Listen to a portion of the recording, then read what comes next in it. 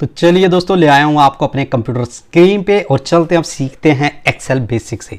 देखिए, एक्सेल में जो सबसे पहला चीज आती है वो आती है एक्सेल की फाइल। तो फाइल क्रिएट करने के लिए हम क्या करेंगे, कर्सर को यहाँ पे रख के राइट क्लिक करके न्यू में जा करके यहाँ पे ये माइक्रोसॉफ्ट एक्सेल वर्कशीट हमने यहाँ पे ओपन कर दिया है। और यहाँ पे इसका नाम भी आप इसको दे सकते हो। मान लीजिए इसका नाम आप रखना चाहते हो LEARN लर्न एक्सेल। ठीक है सर।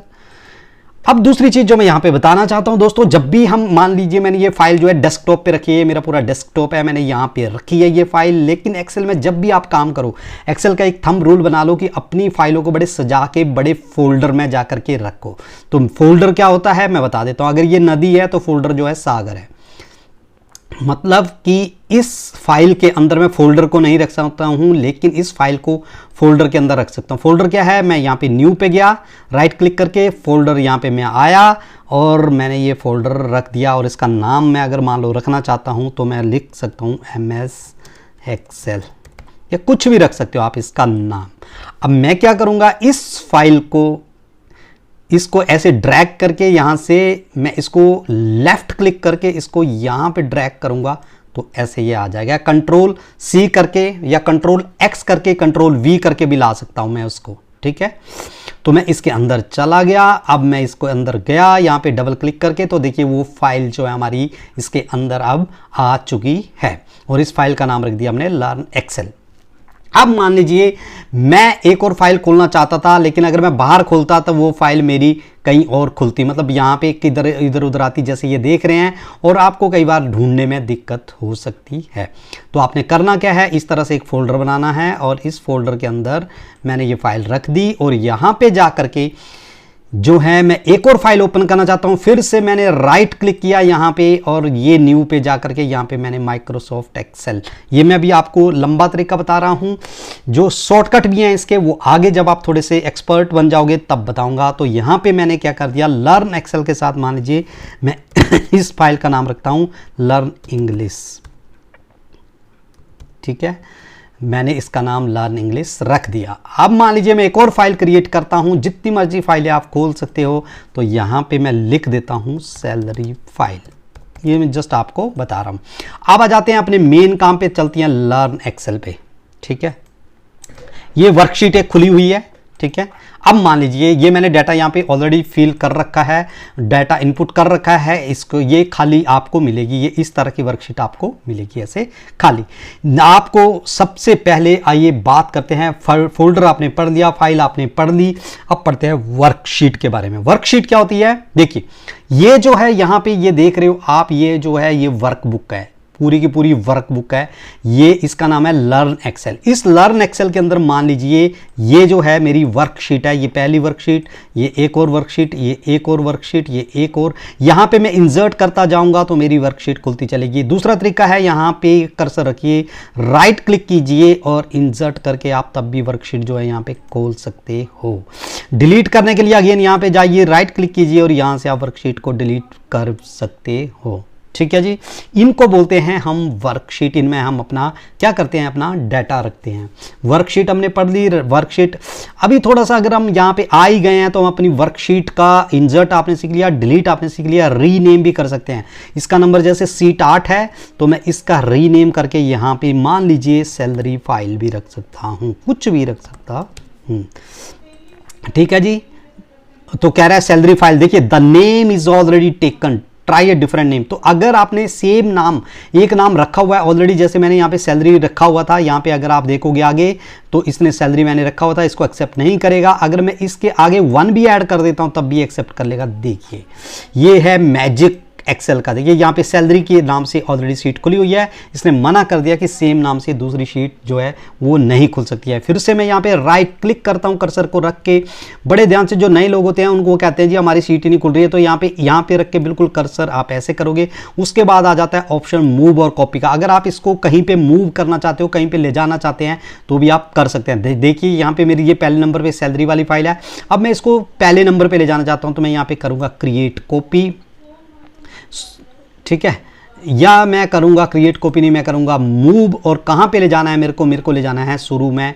तो मैंने इस फाइल को ऐसे किया तो देखिए salary1 को यहाँ पे ले गया। अब मान लीजिए मैं इसको कहीं दूसरी जगह ले जाना चाहता हूँ, फिर से यहाँ पे कर्सर रखूँगा, फिर से राइट क्लिक करूँगा और मूव और कॉपी, कह रहा है मूव भी करनी है और कॉपी भी करनी है। पहले तो मैंने सिर्फ मूव करी थी, ठीक है। अब मैं इसको मूव करता हूं, मैं चाहूं तो इसी वर्कबुक में, देखिए कहता है इसी लर्न एक्सेल वाली ये जो वर्कबुक पे इसी में रखना है या दूसरी में। मान लीजिए मैं दूसरी जगह ले जाना चाहता हूं इसको, दूसरी फाइल मेरे यहाँ पे खुली नहीं है, मैं आपको खोल के बता देता हूं, ठीक है। तो अब मैं यहाँ पे आ गया, मैंने यहाँ पे ये एक और फाइल बनाई हुई है एक्सेल लर्निंग की, ठीक है। मैं यहाँ पे चला गया, ये देखिए अब मैं दूसरी फाइल पे जिस पे मैं पहले काम कर रहा था यहाँ पे आ गया। यहाँ से मैं इस फाइल को मूव करना चाहता हूँ, यहाँ पे राइट क्लिक करके मूव और कॉपी मैंने किया। यहाँ पे क्रिएट, यहाँ पे आपको प्रेस करना पड़ेगा क्रिएट ए कॉपी, और फिर आपको यहाँ पे जा करके एक्सेल लर्निंग में जाना पड़ेगा, यहाँ से सिलेक्ट करना पड़ेगी वो फाइल। देखिए इसका नाम है लर्न एक्सेल और जो मैंने नई फाइल खोली है उसका नाम है एक्सेल लर्निंग। अब आपको एक्सेल लर्निंग में इसको लेके जाना है और मैंने यहाँ पे इसको ओके किया। देखिए ये फाइल वहाँ पे चली गई मेरी दूसरी वाली फाइल में, ठीक है जी। अब मैं फिर से वापसी आ जाता हूँ अपनी उसी सीट पे जहाँ पे हम काम कर रहे थे। तो हमने मूव सीख लिया, हमने कॉपी सीख लिया, सब कुछ सीख लिया, और यहाँ पे हम प्रोटेक्ट करके इसको प्रोटेक्ट भी कर सकते हैं सीट को, पासवर्ड वगैरह लगाना हो, बट मैं अभी आपको वो चीज़ नहीं सिखाऊंगा, आगे सिखाऊंगा। यहाँ पे आ जाते हैं टैब। अब आप इसको कलर करना चाहते हो तो आप यहाँ पे जा करके देखिए इसको कलर भी कर दिया। कई बार कलर हम इसलिए करते हैं कि हम याद रखना चाहते हैं, मान लो 6 सीटें हैं, 6 में से मैंने एक पे काम कर लिया तो मुझे याद रखना है, तो मैं इसको एक टैब कलर दे दूंगा कि भाई मुझे इस सीट का, ये सीट पे मैंने काम कर लिया है। अब देखिए यहाँ पे आपके पास काफ़ी सारी सीटें हैं, यहाँ पे मान लीजिए काफ़ी सारी सीटें हैं और आपका ढूंढने में दिक्कत हो रही है। आप चाहते हो आप 2 शीटों पे काम करते हो लगातार और बाकियों को आप हाइड करके रखना चाहते हो, तो आप यहाँ पे गए, अगेन जैसे सीट नंबर 11 पे गए, आपने राइट क्लिक किया और शीट को यहाँ पे हाइड कर दिया। देखिए वो शीट हाइड हो गई। आप इसको भी करना चाहते हो, यहाँ पे भी आपने शीट को हाइड कर दिया, आपकी शीट वो भी गई। आप 6 नंबर शीट को भी हाइड करना चाहते हो, आप इसको भी हाइड कर सकते हैं। और यहाँ पे फिर से जाओगे, सिलेक्ट ऑल सीट भी आप कर सकते हो, हाइड करना है क्या करना है वो आप कर सकते हो। कंट्रोल Z करके मैं फिर से वापसी आ गया। तो इधर के हमने सारे के सारे फंक्शन जो हैं वो पूरे के पूरे हमने देख लिए। इंसर्ट देख लिया, डिलीट देख लिया, रीनेम देख लिया, हमने ये सब कुछ कर लिया। अब चलते हैं इसमें आगे। ये देखिए ये जो शीट है हमारी, इसमें ये जो ये ABCD ऐसे आगे को जितने भी हैं, ये बहुत सारे हैं, इसको हम बोलते हैं सारे के सारे कॉलम। ए से होते हैं कॉलम, ए से स्टार्ट होते हैं और लास्ट तक जाते हैं। और ये जो इधर वाले हैं 1 2 जो न्यूमेरिक में है, ये सारी हमारी रो होती हैं, ठीक है। इन सबको बोलते हैं हम रो के बारे में जान लिया, कॉलम के बारे में जान लिया। अब जानते हैं सेल क्या होता है। बहुत ही इंपॉर्टेंट है एक्सेल में इन चीज़ों की बहुत इंपॉर्टेंस है। सेल होता है डी कॉलम है, जैसे मैंने कर्सर यहाँ पे रखा हुआ है, ये जो डी कॉलम का और जो ये 3 नंबर रो का डी ये कॉलम है, इस 3 नंबर रो का जो इंटरसेक्टिंग पॉइंट है जहाँ पे ये मिल रहे हैं उसे हम कहते हैं सेल। इस सेल में हम अपना डाटा फिल करते हैं, इन्हीं सेल में हम अपना डाटा फिल करा मैंने, ठीक है। तो अब देख लीजिए यहाँ पे हम देखते हैं, इसको हम बोलते हैं नेम बॉक्स। देखिए नाम लिखा हुआ आ रहा है ऑलरेडी, नेम बॉक्स हम इसको बोलते हैं। मतलब जब भी आप कर्सर को यहां पे रखोगे तो वो बता रहा है कि ये D3 जो है तुम्हारा, ये क्या है, D तुम्हारा कॉलम है, 3 नंबर की रो है। और जब आप यहां पे देखोगे ये फंक्शन बार, इसको हम बोलते हैं, फंक्शन बार पे आ गई आपकी वैल्यू 500। ये फॉर्मूला बताता है, टेक्स्ट को बताता है, कंटेंट को बताता है कि आपका कंटेंट क्या है, ये इसने आपको बता दिया, ठीक है। तो रो के बारे में सीख लिया, कॉलम के बारे में सीख लिया। रो और कॉलम के बारे में एक और चीज आपके दिमाग में आ रहा होगा, यार ये कॉलम हैं कितने लास्ट तक। तो इसके लिए आपको क्या करना है, अपनी इस कीबोर्ड पे जाकर के कंट्रोल की की जो कि आपके लेफ्ट हैंड साइड में है, उसके साथ जो आपके एरो की हैं, जो आपके राइट हैंड साइड में 4 एरो की होती है ऑल्ट के बगल में, उनको बोलते हैं एरो की। उसमें से कंट्रोल के साथ जब आप राइट एरो की को प्रेस करोगे तो ये आपको लेके जाएगा लास्ट वाले कॉलम है। लास्ट कॉलम है हमारा XFD, ये सबसे लास्ट कॉलम है। दोबारा से कंट्रोल के साथ लेफ्ट एरो प्रेस करेंगे, वापसी आप वहीं पर पहुंच जाओगे जहां से आप गए थे, ठीक है। तो कॉलम हमने देख लिया लास्ट, XFD है हमारा। रो नंबर क्या है लास्ट, ठीक है, रो नंबर लास्ट। तो कंट्रोल की प्रेस करेंगे, उसके साथ डाउन एरो की प्रेस करेंगे, डाउन एरो की, तो देखिए आपकी ये लास्ट रो है। 1 मिलियन रो होती हैं एक्सेल में टोटल। और अब अगर आप वहीं पे वापसी आना चाहते हो टॉप पे, तो आपने कंट्रोल के साथ अप एरो किया, आपने प्रेस किया, आप फिर वहीं के वहीं पहुंच गए। ठीक है जी। अब रो कॉलम के बारे में हमने इतना जान लिया, थोड़ा सा और जान लेते हैं जिसे हम बोलते हैं insert row, insert column, delete row, delete column. चलिए अब ये है मेरा डी। ठीक है, ये कॉलम है, ये कॉलम है, ये कॉलम है, बार बार मैंने बताया। यहाँ पे कर्सर रखूंगा, इसको सिलेक्ट करूंगा पूरा और इसके ऊपर राइट क्लिक करूंगा और इसको मैं कर दूंगा डिलीट। इसको कर दूंगा मैं, यहां से जाऊंगा डिलीट, मैंने इसको कर दिया। ठीक है जी। यहां से कॉलम को करते हैं डिलीट। इंसर्ट करना हो तो भी यहीं पे जा करके इंसर्ट किया आपने, कॉलम एक और खुल गया, एक और इंसर्ट किया, एक कॉलम आपको और खुल गया। अब मान लीजिए मैं यहां पे 5000 लिख देता हूं, मैंने डाटा इनपुट किया। अब मैं इस डाटा को ख़त्म करना चाहता हूं तो मैं क्लियर कंटेंट करूंगा तो भी मेरा डाटा चला जाएगा, या मैं डिलीट की से डिलीट मारूंगा तो भी मेरा डाटा चला जाएगा और जाएगा। ठीक है जी, ये हमने सीख लिया। अब हम सीखेंगे यहाँ पे कि इंसर्ट कॉलम हमने सीख लिया, इसी पे दोबारा से कर्सर रखेंगे तो फॉर्मेट सेल कॉलम की विड्थ आपको पता चल जाएगी। फॉर्मेट सेल ले लेते हैं अगला। फॉर्मेट सेल में आप बोल रहे हो कि जो आपने डाटा भरा है उसको क्या करना चाहते हो, जो भी कुछ उसमें करना चाहते हो वो आप कर सकते हो। आगे पूरी वीडियो में आगे जब हम यहाँ पे डाटा इनपुट करेंगे तब बताएंगे। इसके बाद यहीं से फिर क्लिक किया मैंने तो ये कॉलम की विड्थ बता रहा है 8.47 है, और अगर मैं इसकी विड्थ को बढ़ाना चाहता हूं तो मैं तो 10 करना चाहता हूं तो मैंने देखिए कॉलम की विड्थ बढ़ गई। अगर आप सभी कॉलम की करना चाहते हो, जितने भी सिलेक्ट करोगे वहां तक ये विड्थ बढ़ा देगा। और कॉलम की विड्थ मान लो सबकी मैं 20 कर देता हूं तो मेरी ये 20 हो गई। मैं दोबारा से वहीं पे रखने के लिए कंट्रोल Z कर देता हूं। चलिए आ जाते हैं, ऐसे ही करते हैं इंसर्ट रो। यहाँ पे अगर मैं रो चाहूँ तो इंसर्ट कर सकता हूँ, यहाँ पे कर्सर रखे, यहाँ पे डिलीट मारूंगा तो रो डिलीट हो जाएगी। मान लीजिए यहाँ पे मैं, पता नहीं चल रहा होगा आपको, मैं ऐसे करता हूँ 6000। अब मैं इस रो को डिलीट करना चाहता हूँ, यहाँ पे गया, मैंने कर्सर रखा, राइट क्लिक किया मैंने, यहाँ पे ये डिलीट कर दिया, इसको भी मैंने डिलीट कर दिया। इसके शॉर्टकट भी हैं, वो आगे सीखेंगे हम, लेकिन अभी आप ये सीखिए इंसर्ट ऐसे होती है रो। अगर मैं एक साथ 10-12 रो इंसर्ट करना चाहता हूँ, सारे सिलेक्ट कर लो, उतनी रो ये और इंसर्ट कर देगा। ठीक है जी। Insert row, insert column, column row की विड्थ देखनी हो, हमने अगेन यहाँ पे कर्सर रखा, राइट क्लिक किया, यहाँ पे रो की हाइट हमने देखी, रो की हाइट बोलते हैं, विड्थ तो कॉलम की होती है, ये हमने कर दी। एक साथ सबकी करना चाहते हो बिल्कुल कर सकते हो, राइट क्लिक करके ये रो की हाइट जो है 40 रख दी, बिल्कुल रख दी। कंट्रोल Z करके हम वापसी वहीं पे आ जाते हैं। ये हमने सब सीख लिया। कर्सर, ये जो आप देख रहे हो ये इसको हम कर्सर बोलते हैं, ये देखिए ये कर्सर है। अब चलते हैं हम अपने ऊपर वाले इस पे हिस्से पे, इसको हम, ये तो यहाँ पे हम डाटा इनपुट करते हैं और ये हमारे होते हैं टैब। यहाँ पे ये फाइल का टैब है, होम का टैब है, इंसर्ट, ये ऊपर वाले जो हैं page layout, formula, data, review, view, इसको हम टैब बोलते हैं। और इन टैब के नीचे ये होते हैं इनके ग्रुप। जैसे ये होम का टैब मैंने दबा रखा है, यहाँ पे प्रेस कर रखा है तो ये सारे होम के ग्रुप खुल गए। मैं इंसर्ट का टैब प्रेस करूंगा, देखिए यहाँ पे चेंज हो गया, ये सारे इंसर्ट के टैब खुल गए। मैं पेज लेआउट में जाऊंगा तो ये पेज के सारे ग्रुप जो है वो खुल गए। मैं फॉर्मूला वाले टैब पे जाऊंगा तो ये नीचे जो हैं ग्रुप खुल गए। तो ऊपर वालों को बोलते हैं टैब, नीचे वालों को बोलते हैं ग्रुप। अब ये होम है, इसमें जो है इसका ग्रुप है, जैसे ये क्लिपबोर्ड फ़ॉन्ट का ग्रुप है, ये पूरा यहाँ से यहाँ तक ये फ़ॉन्ट का है। ये देखिए यहाँ पे एरो बने हुए हैं, ये अलाइनमेंट का है, यहाँ पे ये एरो बने हुए हैं। इस तरह से आपको ये सारे मैं एक एक करके पूरे समझाऊंगा अगले आने वाली वीडियो में। तो अभी हमने ये देख लिया कि ये इसको बोलते हैं ग्रुप, इनको बोलते हैं हम टैब। ठीक है जी। आगे अब हम चल पड़ते हैं अपने हम डाटा के बारे में, थोड़ा सा अपने डाटा के बारे में हम जान लेते हैं। ये आ जाता हूं मैं दूसरी शीट पे जहां पे मैंने ऑलरेडी डाटा जो है वो डाल रखा है। ठीक है, ये वाली मेरी शीट है जिसमें मैंने डाटा इनपुट कर रखा है। मैंने जैसे कि कहा एक्सेल में आप डाटा दूसरी जगह से भी कॉपी पेस्ट कर सकते हो या फिर नया डाटा इंसर्ट कर सकते हो। आप चाहे तो यहाँ पे कुछ भी नाम लिख सकते हो, नीचे भी नाम डाल सकते हो, नेम ऐसे कर सकते हो, फिर राम ऐसे आप डाटा डाल सकते हो।